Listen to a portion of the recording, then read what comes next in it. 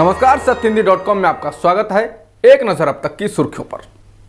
प्रधानमंत्री नरेंद्र मोदी के कार्यकाल को लेकर महान दार्शनिक और चिंतक नोम चोम्स्की ने बेहद गंभीर बातें कही हैं। अमेरिकी दार्शनिक चोम्स्की ने कहा है कि नरेंद्र मोदी भारत के धर्मनिरपेक्ष लोकतंत्र को नष्ट कर रहे हैं। वे मुसलमानों का उत्पीड़न कर रहे हैं। उन्होंने उनकी तुलना अमेरिकी राष्ट्रपति डोनाल्ड ट्रंप से की है। नोम चोम्स्की ने चेतावनी देते हुए कहा कि मानव इतिहास सबसे खतरनाक मोड़ पर है और इसकी मुख्य 3 वजहें हैं: जलवायु परिवर्तन, परमाणु युद्ध और बढ़ती हुई तानाशाही। देश में जारी किसान आंदोलन के बीच महाराष्ट्र सरकार में सहयोगी राष्ट्रवादी कांग्रेस प्रमुख और पूर्व केंद्रीय मंत्री शरद पवार को आयकर विभाग का नोटिस पहुंचा है। नोटिस पिछले चुनाव में दिए गए हलफनामे को लेकर है। इससे पहले ये नोटिस महाराष्ट्र के मुख्यमंत्री उद्धव ठाकरे, मंत्री आदित्य ठाकरे, एनसीपी नेता सुप्रिया सुले को भी आयकर विभाग द्वारा भेजा जा चुका है। नोटिस मिलने को लेकर शरद पवार से सवाल किया गया तो उन्होंने कहा कि वो लोग यानी सरकार कुछ लोगों को ज्यादा ही प्यार करती है। साथ ही आरोप लगाया कि सरकार अपने राजनीतिक विरोधियों के खिलाफ इनकम टैक्स के नोटिस भिजवाकर उनके खिलाफ प्रोपेगेंडा रच रही है। किसान बिल को लेकर राज्यसभा में हंगामा करने के बाद निलंबित हुए 8 सांसदों के समर्थन में नेशनलिस्ट कांग्रेस पार्टी के चीफ शरद पवार एक दिन के उपवास पर गए हैं। पवार ने कहा कि उन्होंने कभी भी कोई बिल ऐसे पास होते हुए नहीं देखा है। उन्होंने कहा कि सदस्यों को अपने विचार सामने रखने के लिए निलंबित किया गया है। मैं उनके समर्थन में एक दिन का उपवास रख रहा हूँ। कृषि विधेयकों को लेकर सरकार और विपक्ष में तनातनी जारी है। अब विपक्ष ने सरकार से साफ कह दिया है कि जब तक उसकी 3 मांगें नहीं मानी जाएंगी तब तक वो राज्यसभा का बहिष्कार जारी रखेगा। सदन में विपक्ष के नेता गुलाम नबी आज़ाद ने कहा है कि 3 मांगों में सबसे प्रमुख मांग 8 सांसदों का निलंबन वापस लेने की है। बता दें, निलंबित किए गए राज्यसभा सांसदों ने पूरी रात संसद के लॉन में ही धरना दिया है। राज्यसभा के उपसभापति हरिवंश नारायण सिंह ने एक दिन का उपवास रखा है। उन्होंने राष्ट्रपति और उपराष्ट्रपति को लिखे पत्र में कहा है कि रविवार को सदन में विपक्ष के हमले से वो काफ़ी व्यथित हैं और इसके कारण पिछले 2 दिनों से सो नहीं पाए और इसलिए वो एक दिन का उपवास रखेंगे। उपसभापति के इस पत्र को पीएम मोदी ने भी ट्वीट कर सराहा है। इससे पहले उपसभापति आज सुबह धरना दे रहे सांसदों के बीच चाय के साथ पहुंचे थे, लेकिन सांसदों ने स्पष्ट तौर पर कहा कि इन विधेयकों को वापस लिया जाना चाहिए। राज्यसभा के उपसभापति सांसद हरिवंश नारायण सिंह ने रविवार को सदन में हुए हंगामे को लेकर राष्ट्रपति को चिट्ठी लिखी है। इस चिट्ठी को प्रधानमंत्री मोदी ने अपने ट्विटर अकाउंट से ट्वीट किया है और कहा है कि हर देशवासी को इसे पढ़ना चाहिए। उन्होंने कहा कि माननीय हरिवंश जी ने जो पत्र लिखा उसके एक एक शब्द ने लोकतंत्र के प्रति हमारी आस्था को नया विश्वास दिया है।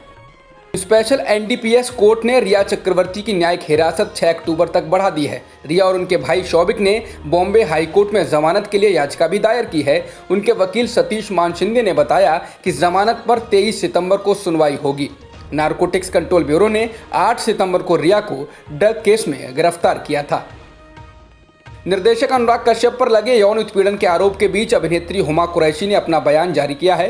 उन्होंने ट्विटर पर लिखा है कि उनके अनुभव और जानकारी में अनुराग कश्यप ने उनके या किसी और के साथ कोई गलत व्यवहार नहीं किया। वे मेरे प्रिय दोस्त हैं और एक बेहद प्रतिभाशाली निर्देशक हैं। मेरे अनुभव और जानकारी में उन्होंने मेरे या किसी और के साथ कोई गलत व्यवहार नहीं किया। हालांकि जो भी ये दावा करता है कि उसके साथ शोषण हुआ है उसे अथॉरिटी, पुलिस और न्यायालय में रिपोर्ट करनी चाहिए।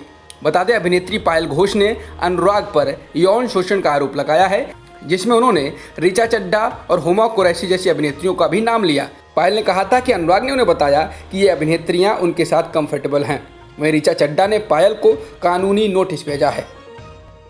अभिनेत्री हुमा कुरैशी ने अपना नाम इस मामले में आने के बाद और कहा कि अब तक मैं कुछ नहीं कह रही थी क्योंकि मैं सोशल मीडिया की लड़ाइयों और मीडिया ट्रायल में विश्वास नहीं रखती हूँ।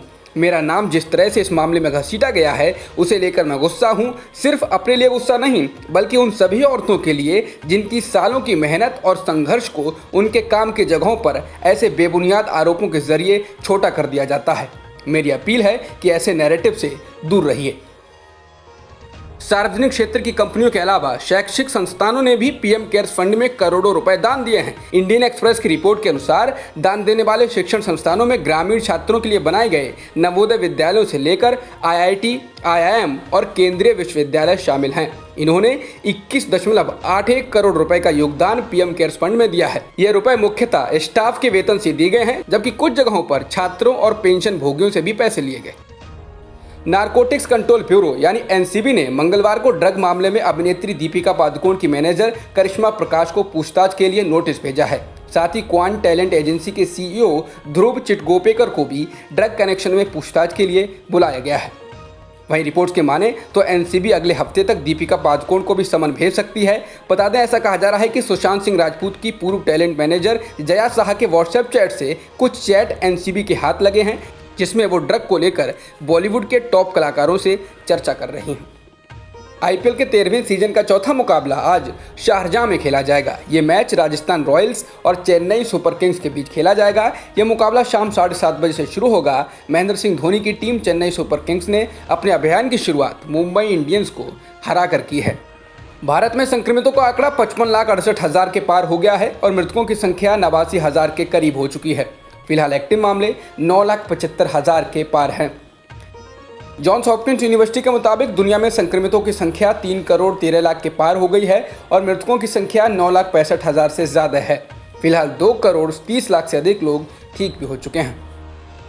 जॉन्स हॉपकिंस यूनिवर्सिटी के मुताबिक अमेरिका में संक्रमितों का आंकड़ा 68,58,000 से अधिक हो गया है और मृतकों की संख्या 1,99,000 के पार हो चुकी है। इसके अलावा ब्राज़ील में भी संक्रमितों की संख्या 45,58,000 के पार हो गई है और मृतकों की संख्या 1,37,000 से ज़्यादा है। अब तक की खबरों में इतना ही। बाकी खबरों के लिए बने रहिए सत्यहिंदी.com के साथ।